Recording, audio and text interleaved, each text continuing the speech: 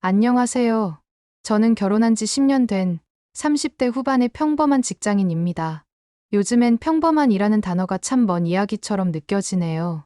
저희 부부는 같은 대학교에 같은 과 동기였습니다. 함께 지내다 보니 자연스럽게 연인 사이가 되었고 결혼까지 하게 되었죠. 저는 졸업하자마자 운 좋게 취업에 성공했어요. 야근도 많고 힘들었지만 그만큼 보람도 있었고 지금은 이직해서 나름 업계에서 인정받는 회사에서 일하고 있어요. 정말 열심히 살았죠. 남편도 졸업 후 바로 취업에 성공했습니다. 하지만 첫 직장은 3개월도 다니지 못했어요. 남편이 퇴사한 이유는 이랬습니다. 팀장이 갑자기 짜증을 내면서 막말을 하더라? 나는 그런 식으로 말하는 사람하고는 절대 일 못하겠어.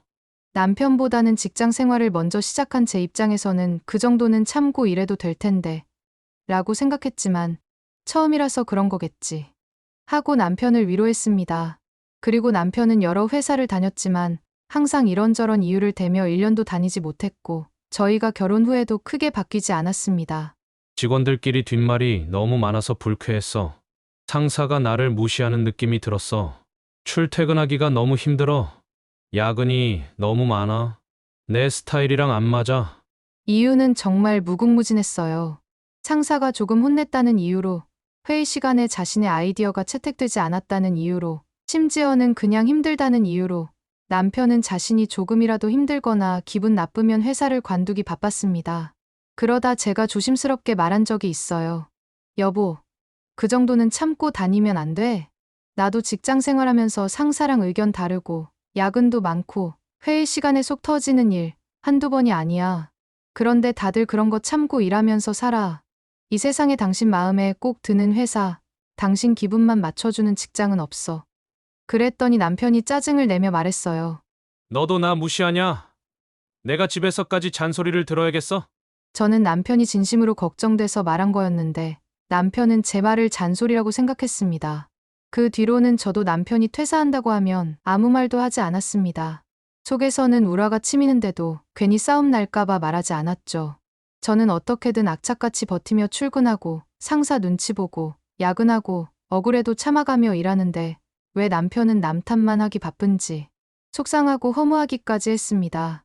남편이 집에 있는 동안 저는 혼자 생활비를 벌어야 했고 마음의 피로가 한도 끝도 없이 쌓이고 있었습니다. 어느 날은 남편이 공무원 시험을 준비하겠다고 했습니다. 이젠 정말 나도 안정된 직장에 정착하고 싶어.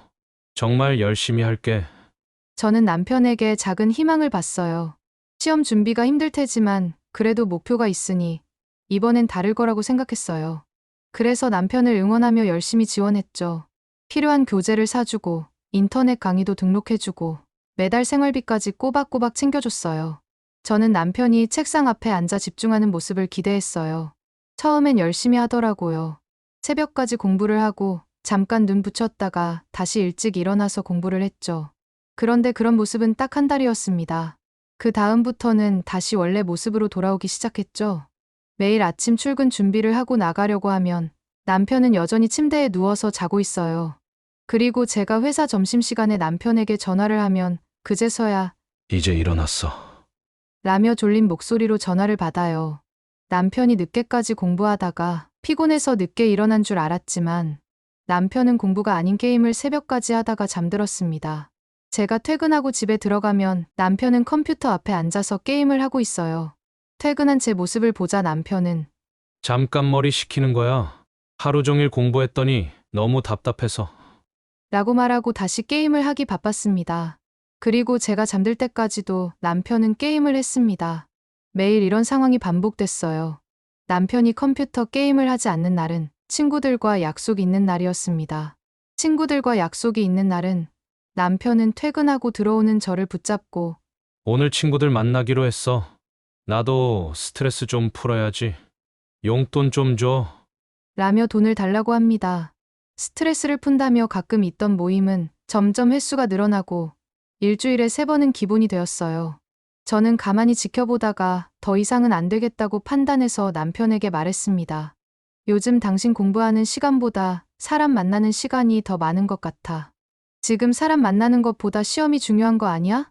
지금 이럴 때 아니잖아. 그 말에 남편은 갑자기 얼굴을 굳히고 소리를 질렀어요. 그럼 난 언제 스트레스 풀어? 어떻게 사람이 공부만 하고 살 수 있어? 난 지금도 숨 막혀 죽을 것 같은데 너까지 숨 막히게 할래? 도대체 무엇을 했다고 숨 막힌다고 하는 걸까요?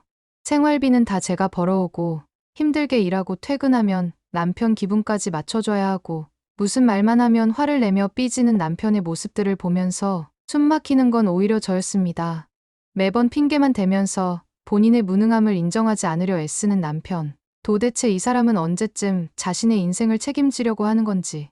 매일매일 이런 상황들이 반복되니 저는 지쳐갔습니다. 공무원 시험에 계속 떨어진 남편이 이번에는 사업을 하겠다고 했어요. 당연히 말도 안 된다고 생각했죠. 그냥 작은 회사라도 들어가서 조금씩 다시 시작하자. 사업은 너무 위험해. 하지만 남편은 또 애원하더라고요. 이번엔 진짜야. 내가 제대로 마음 잡고 해볼게. 한 번만 믿어줘. 결혼하고 지금까지 남편이 이번엔 제대로 해보겠다고 말한 게 몇 번째였을까요? 하지만 바보같이 저는 또 속아줬어요. 이번엔 정말 열심히 할 수도 있잖아. 라는 희망 때문에요. 그렇게 저는 남편에게 그동안 모아온 돈을 줬습니다. 그리고 남편의 사업 비용을 위해 퇴근 후 투잡까지 시작했어요. 남편의 사업 준비라는 건 결국 사람들을 만나는 것이었습니다. 오전에는 아는 대표님들과 골프를 쳐야 하고 점심에는 비즈니스 미팅이라며 고급 레스토랑에 가야 하고 저녁에는 업계 사람들과의 교류라며 술자리에 밥 먹듯이 나갔죠. 제가 왜 이렇게 자주 나가? 지금 사업은 어떻게 되고 있어? 라고 물으면 바로 정색하며 이야기합니다. 사람 안 만나고 무슨 사업을 해? 나는 오히려 발품을 팔고 있는 거야. 너처럼 사무실에 앉아있는 일이랑 똑같냐? 내가 지금 움직이는 건 미래를 위한 투자야. 저는 그래도 남편이 어느 정도 계획은 가지고 있겠거니 했는데 실상은 아무것도 없었습니다. 사업 계획서도 엉성했고 사람들과 만나서 밥 먹고 놀기만 했을 뿐 사업에 대한 것은 아무것도 이루어진 게 없었죠. 결국 사업은 1년도 되지 않아서 완전히 망했어요. 남편은 일반 대출이 막히자 사채까지 손을 댔어요. 이런 정신나간 선택을 하면서도 저한테는 단 한마디 상의조차 없었어요. 저는 집에 날라온 통지서를 보고 모든 것을 알게 되었습니다. 그런데 더 기가 막힌 건 그 다음이에요. 이거 네가 좀 해결해줘야 할 것 같아. 저는 제 귀를 의심했습니다. 당신, 지금 뭐라고 했어? 지금 해결해줄 사람이 너밖에 없어. 너 아니면 나 진짜 죽어야 돼. 남편은 또 책임지려고 하지 않고 회피하기 바빴습니다. 제 앞에서 자신의 잘못과 무능함을 인정하지 않고 변명만 하는 남편의 모습이 추해 보였죠. 당신, 도대체 언제까지 이렇게 살 거야? 맨날 조금만 마음에 안 들면 퇴사하고 말만 번지르르하게 해놓고 하는 건 아무것도 없고 왜 당신이 모자르고 부족한 건 인정 안 하고 남 핑계만 대는데? 남편은 아무 말도 못했어요. 이번 일은 당신이 알아서 해결해. 나는 더 이상 당신 뒷바라지 못해. 남편은 다급했는지 소리를 지르기 시작했습니다. 갑자기 왜 이래? 너 원래 안 이랬잖아. 이제 와서 이렇게 손 놔버리겠다고? 진짜 너무한 거 아니야? 내가 지금 얼마나 힘든지 알기나 해? 나 지금 벼랑 끝에 있다고. 당신이 내 와이프면 같이 책임져 줘야지. 남편의 모습은 철없는 아이 그 자체였어요. 저는 그런 남편의 모습을 보면서 이 사람은 평생 변하지 않겠구나 라는 확신이 들었습니다. 우리 이혼하자. 나 할 만큼 했고 버틸 만큼 버텼어. 남편은 더 크게 소리를 질렀어요. 나도 열심히 했는데 잘 안 되는 걸 어떡하라고. 열심히 했다고? 진짜 열심히 사는 사람들은 그렇게 안 살아. 그리고 당신이 지금까지 뭐 하나 제대로 끈기 있게 한 적이 있어? 남편은 입을 꾹 다문 채 말 없이 고개를 숙였습니다. 이제서야 현실을 받아들인 건지 아니면 또 다른 핑계를 생각하고 있는 것인지 알 수 없었습니다. 저는 이날 바로 짐을 싸서 친정으로 왔습니다. 그리고 이혼을 준비 중입니다. 남편은 아직도 정신 못 차리고 저에게 연락을 해오지만 제 선택에는 변함이 없습니다. 이 사람은 절대 변하지 않는다는 것을 알기 때문이죠. 그동안 남편의 인생까지 짊어지고 살았던 제 모습은 버리고 제 인생만 생각하며 살아보려고 합니다. 제 이야기는 여기까지입니다. 들어주셔서 감사합니다.